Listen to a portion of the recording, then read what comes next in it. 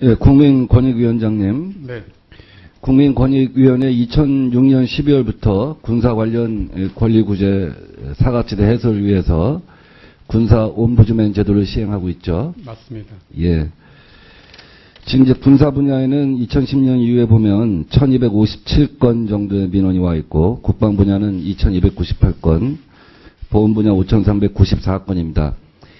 군인들 가혹 행위와 관련한 것을 이제 군사 분야를 볼 수가 있겠는데, 이 1257건 중에 군 가혹 행위 민원은 26건에 불과하네요. 네, 그렇습니다. 왜 이렇게 이 군 가혹 행위는 최근에 어떤 일련의 사태를 보면 군대 내에 상당히 만연해 있는데 국민권익위에 이렇게 들어와 있는 민원은 왜 이렇게 적다고 보시죠? 아무래도 이제 군의 그 보안 어떤 특성상 직접 뭐 그런 가혹행위를 당하는 장병이 이런 그 권익이나 이런 데 직접 민원을 내기가 구조적으로 좀 어려운 그런 부분들이 있지 않은가, 뭐 그렇게 저희는 보고. 그런데 이 군인들은 국방부 뭐 인권 담당관실, 해군본부, 공군본부 이런데 인권 담당관실에 민원을 넣기보다는 외부 기관에 민원을 넣는 것이 심리적으로 편안하다 하는 조사도 나와 있죠. 네, 그런 거 본 적이 있습니다. 예. 그래서 외부에서 이걸 담당하는 데는 국민권익위원회하고 국가인권위밖에 없죠. 현재 그렇다고 말씀드릴 수 예. 그런데 임병장 사건 이후에 국민권익위원회가 제도 개선을 위해서 아무런 조치도 취하지 않았죠. 몇 개월 동안. 뭐 가시적으로 저희가 발표한 내용은 없습니다. 그 윤일병 사건 이후에는 110 콜센터 직원 교육 3시간 한 게 전부죠. 저희가 그 문제에 관해서 제가 국방부 장관하고도 뭐 이야기를 좀 나눌 기회가 있었고요. 제가 앞으로 그런 부분들을 좀 구체적으로 앞으로 어떻게 개선할 수 있는 방안이 있을지를. 군인은 군인이기 이전에 시민이죠. 맞습니다. 국민이죠. 네. 근데 군에 있다는 이유로 인권의 사각지대에 놓여 있으면 안 되겠죠. 안 됩니다. 그렇다고 한다면 군 이외에서 이것을 감시할 수 있는 그런 제도적 장치가 있어야겠죠. 근데 현재 국민권익위원회하고 국가인권위원회가 이것을 하고 있는데 굉장히 한계가 있는 것이죠. 뭐 현재는 한계가 있는 것은 사실입니다. 그리고 지금 우리 국민권익위원회가 그 지난 몇 년 동안 한 것을 보면 그 군인들이 휴가를 다녀오는 버스 터미널에서 몇 차례 한 8, 9차례 홍보한 게 전분이에요. 2010년에 4회, 2011년 6회. 그게 전분이에요.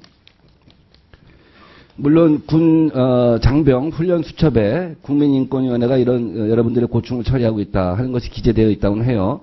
그 열동률 한번 조사해 본 적 있습니까? 뭐 그런 것은 현재 없습니다. 열동률 조사도 한 번도 안 하면 국민권익위원회가 이런 일을 하고 있다는 것을 군 장병들이 알 수 있겠습니까? 그 국민권익위원회가 만든 리플렛이 있습니다. 내용이 굉장히 아주 부드럽게 제작되어 있어요. 국방부가 제작한 이 리플렛은 이렇게 시뻘겋게 마치 우리 흡연 경고하는 것처럼 모든 행위를 갖다 적시를 하고 있습니다. 군대 내에서 있을 수 있는. 근데 문제는 뭐냐면 맨 마지막에 국가인권위원회하고 국민권익위가 기재되어 있어요. 그러니까 거기까지 잘 눈이 안 갈 수가 있는 거죠, 시선이. 그렇죠? 그래서 우리 지금 여러 가지 이제 뭐 군인 복무에 관한 법률, 뭐 군인 그 지휘에 관한 법률 여러 가지 개정안이 나와 있습니다. 그 요체는 노르웨이나 독일처럼 의회의 통제를 받는 군인권 감찰관을 갖다 두자. 그래서 군인권 감찰관이 의회에서 선임을 하고 그 밑에 있는 감찰위원은 이제 의회에서 선임을 하고 그래서 그 감찰관들이 군대에 들어가서 접근성 갖다 보장하고 또 상대적 독립성, 군으로부터의 상대적 독립성 갖다 보장하고 또 정보를 갖다 요구할 수 있는 권한을 주자. 노르웨이나 독일 사례는 보셨습니까? 네, 본 적이 있습니다. 초창기에 노르웨이도 군에서 굉장한 반발이 있었습니다. 자료 요청권에 대해서 군의 보안을 갖다가 해칠 수 있다. 그러나 그것은 뭐 제도적인 어떤 보안을 통해서 그 자료 요구를 갖다 거부할 경우는 국회 통제를 받으면 되는 거니까. 군 인권감찰관이 군의 모든 정보를 보려고 한 것은 아니지 않습니까? 병영 문화랄지 이런 거에 관련된 거 아니겠어요? 그렇죠? 또 초창기에 노르웨이나 독일에서도 상당한 반발이 있었습니다만, 독일 같은 경우 1950년대 이 효과가 너무나 좋아서 아예 헌법에 군 옴부즈맨 제도, 군 감찰관 제도를 갖다 보장하도록, 그래서 독립성과 또 정보 접근성, 또 철저한 조사할 수 있는 권한 이런 걸 보장을 했어요. 지금 국민권익위에서 제대로 일을 못하잖아요. 또 국방부 인권과에서도 일을 못하잖아요. 그렇죠. 나라를 지키는 군인이 군대에 가서 인권의 사각지대에 놓이고 동료 병장들로 인해서 죽음의 유혹을 느낀다고 한다면 그건 그 나라가 그 나라를 지키는 군대를 보호하는 것이 아니잖아요. 그렇다고 한다면 군 인권을 이렇게 사각지대에 놓을 것이 아니라 근본적으로 군 인권에 대해서는 군 이외에서 감시하고 감독할 수 있는 그런 근본적인 제도 개선이 필요한 것 아닐까요? 결과적으로 이제 그동안에 저희들이 하고 있는 그 국방 옴부드만의 활동이 미약한 것으로 나타나는 것에 대해서는 저도 상당히 유감스럽게 생각하고요. 이번 사건을 계기로 해서 저희들이 뭐 경영에 대한 이동 신문과라든지 국민권익위원장님, 네. 그렇게 얘기하시면 안 돼요. 지금 몇 명입니까?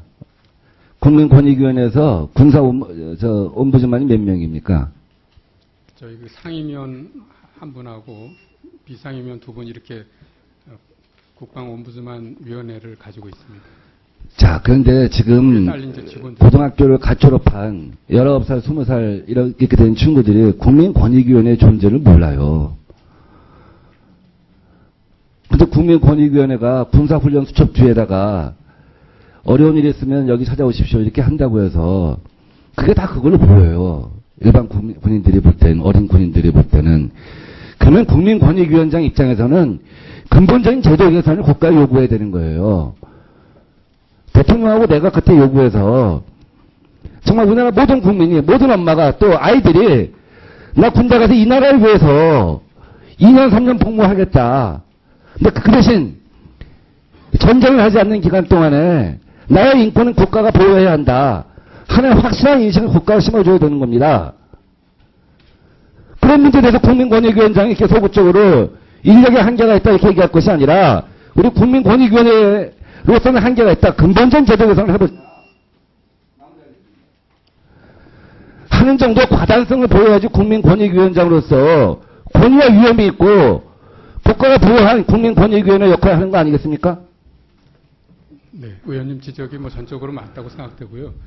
저희들이 우선 홍보도 방송이라든지 군 관련 그런 언론 그러니까 홍보 방송 문제가 아니라 이제 조금 전에 말씀하신 것 같은 그 제도적인 근본적인 어떤 조직의 강화라든지 이런 문제들을 적극적으로 좀 자, 김영란법을 발의함으로써 정부의 많은 반대를 무릅쓰고 김영란법을 발의하면서 국민권익위원회가 국민들이 볼 때 정말 반부패를 위해서 노력하고 있구나 하는 신뢰를 갖게 된 겁니다.